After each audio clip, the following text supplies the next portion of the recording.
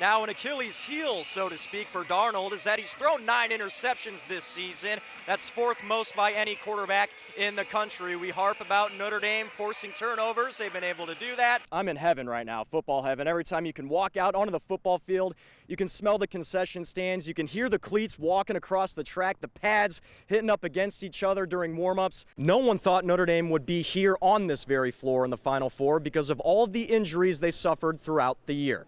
Well, guess what? They'll get a chance to prove people wrong again when they play on this very floor Sunday night for a national championship against Mississippi State. Making the run through this NCAA tournament, defeating UConn in overtime on Friday night. And now they do it again, a buzzer beater from Arike Ogunbowale. So many times before, Muffet McGraw and the Irish have seen this confetti come down for another team after they lost in the national championship. But now they can be the ones to say the confetti fell on them as they celebrated one themselves. And the boat's continuing to ride on the water here at Lake Maxinkuckee, which also the Notre Dame football players are going to have the opportunity to do that while they're here at camp as well. Again, they're here for 5 days before they return back to Notre Dame. This is the 9th time Notre Dame has made it to an NCAA tournament, the 3rd time that they've actually made it here to the Frozen Four, but the team still looking to bring that national championship back to South Bend for the first time. No, I am not on a football field right now. I'm actually at an IKEA here in Arizona, and so are some of the Notre Dame players. Now, all season they've talked about building team chemistry. Well, today, here in Arizona, they're helping other ones build something themselves. The motto in Edwardsburg throughout the week is that Grand Rapids Catholic Central, the team that they're playing, they're not just playing a team, they're playing an entire town. Penn senior John Olson is nearing the end of his high school career. Now, every student in high school has their own journey before they walk across that stage on graduation day. But for John, his journey has been very unique. There's been highs, there's been lows, and through those lows, it could have been easy to simply give up. But that was never an option for old Johnny P. It was a normal February day in 2015. Well, I was actually on my way to school when I got a call, and I quickly turned around, and my mom wanted me to go back to school, but you know, I felt the need to go to the hospital, and so I got there and obviously got bad news. The man in the hospital was John's dad, Russ Olson. It took us completely by surprise. Yeah. He left for work that morning, you know, 52 years old, healthy, non-smoker, you know, went to work and collapsed at his desk and had a stroke. And it took a couple of days. You know, we were getting a little bad news and bad news and bad news. So the stroke happened on a Thursday, and by Sunday he was gone. So we call this the Big Book of Russ. It was a grieving period for the community and the Olson family, and eventually for John, that all turned into motivation. I knew, like, in the back of my mind, you know, he was watching over, so I couldn't, like, let him down. I was, you know, going to the gym a lot. He gave me, like, an extra push, like, especially, like, on game day. It was football season, a season that was quite memorable for John, who, despite only being a junior, made a huge impact in the team's success. John Olson. That was definitely, I think, personally my best year of football I've ever had, and it's kind of awesome to think that, you know, it happened right after, in the same year that my dad passed. So, you know, I could dedicate that year to him. That year, Penn went to the state championship.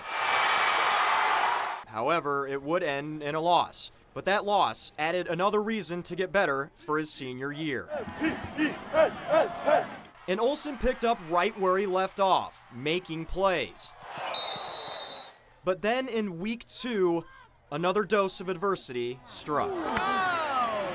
It was just a normal play, like every down play, and I saw the ball coming for me, and I caught the ball, and then I got hit, and I heard a pop, knew right away. A blown-out knee, a torn ACL, and a torn meniscus that would shelve John for the remainder of the season. The whole thing was devastating, and really far more so because of everything we'd been through. Losing your senior season is crushing, but losing it after having so much loss, I was devastated. After 7 months of rehab, here we are. John is running on the track. Let's go, John! he may only be limited to one event, but just being here is something special. Just kind of ending without, getting injured is kind of what I was looking forward to. And being a part of the team again. I'm so proud of him that he wants to make this effort at this point during his senior year, that he wants to put in the time, go to the practices. Just very proud that he's going the extra mile to finish out on top.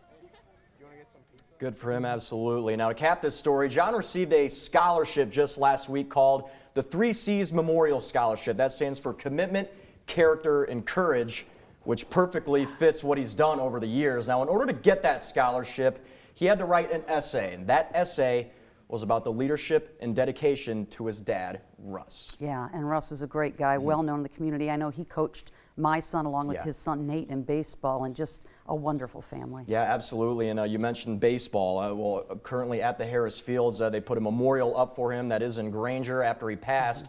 The community put that there in place for him at those fields. On the stone, it has a picture of him right there. I don't know if you can see it fully right there, but on that stone it says, "Always hustle and keep your head up." Great family. It was a thank you guys to the Olsen family for talking to me about it. Yeah, beautiful story. Thanks, Eli. Thanks. How long have you been a Chicago Cubs fan? Well, I'm 90 now, and I was 10 when I went to my first game. Meet Evelyn Pinnock, a diehard Cubs fan for the last 80 years. There aren't many fans left that can say they remember the last time the Cubs were in the World Series back in 1945. Long time. But Evelyn can. In fact, she went to 2 of those games when she was 19 years old. We had just a great time. That was fun the whole night, even though we didn't sleep when it was kind of cold out. But we all had blankets and robes. Evelyn and her friends camped outside of Wrigley Field. They were in the bleachers for one game, standing room only for the other. If you do the math, since the Cubs haven't won a World Series since 1908, you know the final outcome of that 45 series. They won 7 games. Oh, that was sad. That 7th game, Detroit of all people beating them. So the years have gone by. Yeah. 71 to be exact, and during those years, children and even grandchildren have brought her memorabilia that she still has throughout her home. This is self-explanatory. I don't know how they got that put on, but I loved it. Oh, well, they did, really. She shares the love for the Cubs with her family, including her daughter Nancy, who's just as thrilled to watch this Cubs team. Hey, hey, hey, the famous Jack Brickhouse yell, just to be able to see it all unfold and just to see the excitement of everyone thinking that, is this day ever going to come, and finally it's here? It's just like, you don't have to say anymore. Wait till next year. Being in the World Series is one thing, but what about winning it all? My God, winning it? Can you imagine that? I can imagine Chicago, they're going to tear Chicago apart. They are going to win this. You could quote me. They are going to win this. Now, from the gyms all around Michiana, here's News Center 16's Round Ball Roundup. An incredible regional championship tonight at Michigan City between undefeated Riley and Never Give Up Memorial. This one had fans on the edge of their seats all night. Let's show you how they both got to the finals. First off, Memorial was in a thriller in the semis with Valpo this morning. Chargers trailing by 12 at halftime, but another furious rally. Down 3 with 12 seconds left. Hank Smith not ready to go home. Huge 3 with 5 seconds left. Sends it to overtime. Memorial takes it from there. Ian Jennings from downtown. Chargers up by 3. Then it's De'Aaron Lewis hitting the jumper in the paint. Memorial comes back once again, 67-60 in overtime. Game 2 now, featuring Riley and Lake Central. The Wildcats only up 2 at halftime, but they blow it open in the second half.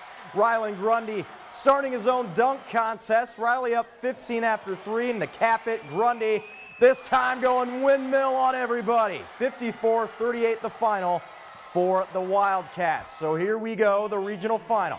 The unbeaten Cats versus the comeback Chargers. First quarter. Shamar Dillard comes up with the block, and here comes Riley in transition. Gabe Johnson He's going to get it, and then he's going to kick it back out to the man who started it all. Dillard hits the three. 7-0 run to start for the Wildcats. End of the first, clock winding down. Trey Gallup pulls up, hits the three at the buzzer. Riley up by 3 after 1. Second quarter, the Hank Smith Show, the hero in the regional semi, catching fire again. Back-to-back buckets gives Memorial the lead. Memorial led by as much as 11 in the second quarter, but Riley narrows the gap to close the half. Trevor Fortune lays it in just before the buzzer. Memorial still up by 3 at halftime. Third quarter record-breaking moment for the IU commit, Demezi Anderson. Passes Demetrius Jackson as the all-time scorer in St. Joe County history. That 3 gives Riley a 2-point lead. And then the end of the third, Jalen Jennings coming up with a couple of big threes himself. Riley up 6 heading to the fourth, and the Wildcats would hang on. Anderson, another 3. He had 18 points on a historic night for him. The pride of the South Side, bringing home a regional championship for the second time in 4 years. 75-68, the final over a very resilient Memorial team. Riley is going to semi-state. Relief, man. Kyle Sears had his team ready to play, and they played their hearts out. And, you know, we just made a couple plays down at the end, but I was just really happy the way our guys on a night that we didn't have our best game grinded one out. We haven't been in regional for we lost last year in sectional, so we couldn't reach the regional. So we just got to keep working, playing together, getting better every day, and prepare for next week.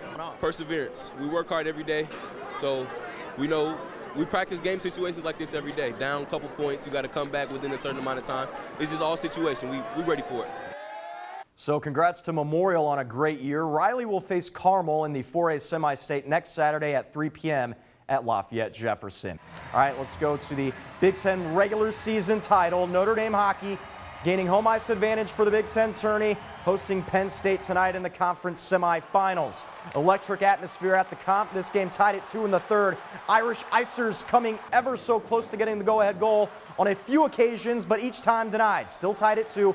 35 seconds left. Notre Dame gets it to Jack Jenkins. It was blocked, but you see Jenkins gets it back and nets the game winner with 30 seconds left. Notre Dame wins 3-2. They'll host Ohio State in the Big Ten Tourney Championship next Saturday.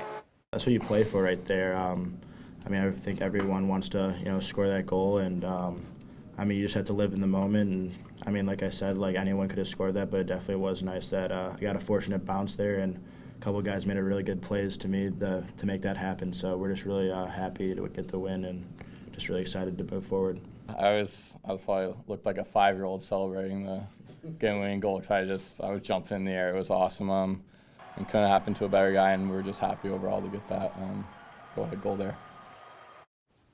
Notre Dame and Ohio State will face off at 8 p.m. next Saturday at the Comp. We'll be right back with a final look at weather after this.